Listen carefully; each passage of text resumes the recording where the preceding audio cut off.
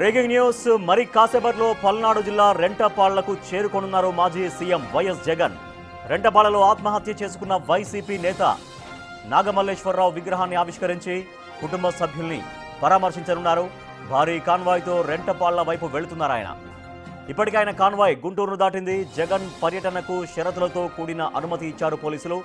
జగన్తో పాటు 100 మందికి మాత్రమే అనుమతి ఉంది.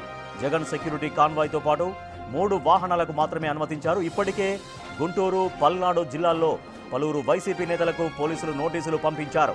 జగన్ పర్యటనకు జన సమీకరణ చేయవద్దు అని కోరారు.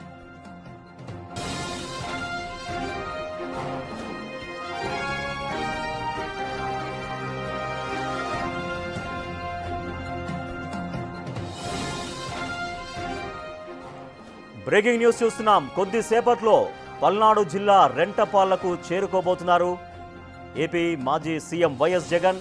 రెంటపాళ్లలో ఆత్మహత్య చేసుకున్న వైసీపీ కార్యకర్త నాగమల్లేశ్వరరావు కుటుంబాన్ని పరామర్శించి అక్కడ నాగమల్లేశ్వరరావు విగ్రహాన్ని ఆవిష్కరించడం కోసం ఈ కార్యక్రమాన్ని పెట్టుకున్నారు వైఎస్ జగన్. అయితే వైఎస్ జగన్ పర్యటనకి పోలీసులు షరతులతో కూడినటువంటి అనుమతి ఇచ్చారు. కేవలం 3 వాహనాలకు 100 మందితో మాత్రమే రావాలి అని కూడా షరతులతో కూడిన అనుమతి ఇచ్చారు. కానీ భారీ జన సమీకరణ దిశగా వైసీపీ ప్రయత్నాల్లో ఉన్నట్టుగా మనకు చాలా స్పష్టంగా తెలుస్తోంది. కొద్దిసేపట్లో ఆయన రెంటపాళ్లకు చేరుకోబోతున్నారు. భారీ కాన్వాయ్తో రెంటపాళ్లకు వెళ్తున్నారు. ఇప్పటికీ ఆయన కాన్వాయ్ ప్రస్తుతం అయితే గుంటూరును దాటినట్టుగా మనకు సమాచారం తెలుస్తోంది. జగన్ టూర్కు షరతులతో కూడిన అనుమతి ఇచ్చారు పోలీసులు. కానీ మరి షరతుల్ని అతిక్రమిస్తే ఎటువంటి చర్యలు తీసుకుంటారు పోలీసులు అనేది చూడాలి. ఆ నిబంధనలు అతిక్రమిస్తే కఠిన చర్యలు తప్పవంటూ ఇప్పటికే పోలీసులు చెబుతున్నారు. మరోపక్క వైసీపీ నేతలకు, జిల్లాల్లో ఉన్నటువంటి వైసీపీ నేతలకు కూడా నోటీసులు ఇచ్చారు. ఎవరు కూడా జన సమీకరణ చేయొద్దు అని కూడా పోలీసులు చెబుతూ ఉన్నారు.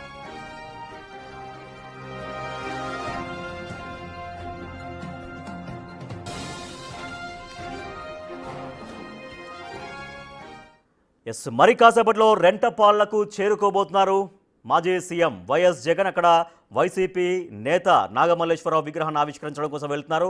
ప్రస్తుతం జగన్ కాన్వాయ్ గుంటూరును దాటినట్టుగా మనకు తెలుస్తుంది సమాచారం. మా ప్రతినిధి శ్రీనివాస్ మరింత సమాచారం అందిస్తారు. శ్రీనివాస్, ప్రస్తుతం వైఎస్ జగన్ ఎక్కడి దాకా వచ్చారు? ఇక్కడ జన సమీకరణ చేయవద్దు అని పోలీసులు చాలా విస్పష్టంగా చెప్పినటువంటి నేపథ్యంలో సిచ్యువేషన్ ఎట్లా ఉంది అక్కడ? రాజేష్, ప్రస్తుతం మనం సత్తెనపల్లిలో ఉన్నాం. సత్తెనపల్లిలో కనిపిస్తున్నట్లయితే జగన్మోహన్ రెడ్డి పర్యటన నేపథ్యంలో ఇప్పటికే షరతులతో కూడినటువంటి అనుమతులు అయితే పోలీసులు మంజూరు చేశారు. 3 కాన్వాయ్కి సంబంధించి 3 వాహనాలు, 100 మంది వ్యక్తులను మాత్రమే రెంటపాళ్ల వరకు అనుమతించే ఉద్దేశంతో వాళ్ళు అనుమతులు ఇవ్వడం జరిగింది. అయితే స్వచ్ఛందంగా కూడా వైసీపీ కార్యకర్తలు ఎక్కడికక్కడ రోడ్లపైకి రావడంతో వారిని కంట్రోల్ చేయడం కూడా పోలీసులకు ఒక అందుకు కష్టంగానే ఉంది. అయితే ఇప్పటికే మనం సత్తెనపల్లిలో కానీ గమనించినట్లయితే భారీగా కూడా వైసీపీ శ్రేణులు ఇక్కడికి చేరుకున్నారు. ఆ వైసీపీ శ్రేణులను కంట్రోల్ చేయడానికి పోలీసులు కూడా ప్రయత్నిస్తున్న పరిస్థితి ఉంది. ఇప్పుడు మనతో పాటు నరసరావుపేట మాజీ ఎమ్మెల్యే గోపిరెడ్డి శ్రీనివాసరెడ్డి గారు మనతో పాటు ఉన్నారు. వారిని అడిగి మరికొన్ని విషయాలను తెలుసుకుందాం.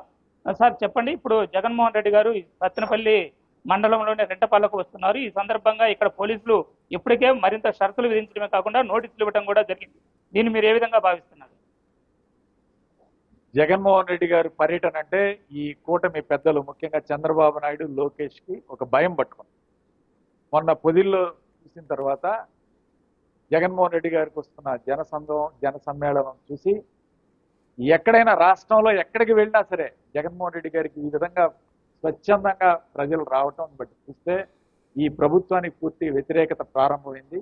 ఈ ప్రభుత్వం విఫలమైందని చెప్పి ప్రజలు భావిస్తున్నారు. ప్రజలు పోయిన ఎన్నికల్లో తప్పు చేశామని ఒక భావనతో ఈరోజు జగన్మోహన్ రెడ్డి గారిని చూడటానికి స్వచ్ఛందంగా ఈరోజు కారులు ఆపారు, 2 వీలర్స్ ఆపారు, తాళాలు కూడా తీసుకున్నారు. ఎవరు ఎన్ని ఆపినా సరే ఈరోజు లక్షల మంది జగన్మోహన్ రెడ్డి గారిని చూడటానికి ఈరోజు ఇప్పటికీ దాదాపు షెడ్యూల్ 11 గంటలకు ఇచ్చారు. 1 గంట కావస్తుంది, ఇంకా గంట 2 గంటలు పడుతుంది అనుకుంటున్నాం. దారి పొడవునా సరే ఎక్కడైనా ఎక్కడ చూసినా సరే జనం అంటే జగన్, జగన్ అంటే జనం, ఆ విధంగా ఉంది ఈరోజు. పోలీసు వాళ్ళు కావాలని, పోలీసు వాళ్ళ ద్వారా చంద్రబాబు నాయుడు, లోకేష్ ఇవాళ జగన్ పర్యటన అడ్డుకోవాలని చూశారు. కానీ ఈ అడ్డంకులన్నీ కూడా తొలగించుకొని ఈరోజు జనం భారీగా సత్తెనపల్లి రెంటపాళ్లకు చేరుతున్నారు. అయితే సార్, ఇక్కడ మరి రెంటపాళ్ల పోయేటువంటి గ్రామానికి చెందినటువంటి రహదారి చాలా ఇరుకైన రహదారి. ఎక్కువ మంది వెళ్ళినప్పుడు ఇబ్బందులు ఎదురవుతాయి అనే ఉద్దేశంతో వారు షరతులు విధించినట్టుగా చెప్తూ ఉన్నారు పోలీసులు కూడా. మరి తీసుకొచ్చి జన సమీకరణ కూడా చేయవద్దంటూ నోటీసులు ఇచ్చినట్లుగా తెలుస్తుంది. మరి వచ్చిన జనాల్ని ఏ విధంగా కంట్రోల్ చేయగలరు? రెంటపాళ్ళ గ్రామం కన్నా కూడా ఇంకా చాలా ఇరుకు గొంతుల్లో ఇరుకు సందుల్లో జగన్మోహన్ రెడ్డి గారు పర్యటిస్తారు. ఓదార్పు యాత్రలో చేశారు, ఎలక్షన్ క్యాంపెయిన్లో చేశారు. ఈరోజు ఒక వ్యక్తి చనిపోయాడు, ఆ కుటుంబాన్ని ఈరోజు ఆదుకోవాలి, పరామర్శించాలని జగన్మోహన్ రెడ్డి గారు వస్తున్నారు. ఆ కుటుంబం భార్యని, పిల్లలు ఉన్నారు, చిన్నపిల్లలు, వాళ్ళ తండ్రి తల్లి అందరూ కూడా ఎంతో ఆవేదనతో ఉన్నారు. ఆ కుటుంబాన్ని పరామర్శించడానికి మా నాయకుడు వస్తూ ఉంటే వీళ్ళకి ఎందుకు ఇంత కుళ్ళు, ఇంత వ్యసనం అని చెప్పి ఈరోజు అడుగుతూ ఉన్నారు. వీళ్ళకి పట్టరాని కడుపు మంట, ఇవాళ జనాలను చూసి కడుపు మంట. చంద్రబాబు నాయుడు ముఖ్యమంత్రి అయినా ఇంతమంది జనాలు చూడలేదు. కాబట్టి జగన్మోహన్ రెడ్డి గారికి కోసం చూడటానికి స్వచ్ఛందంగా ఈరోజు ప్రజలు తరలి వచ్చారు.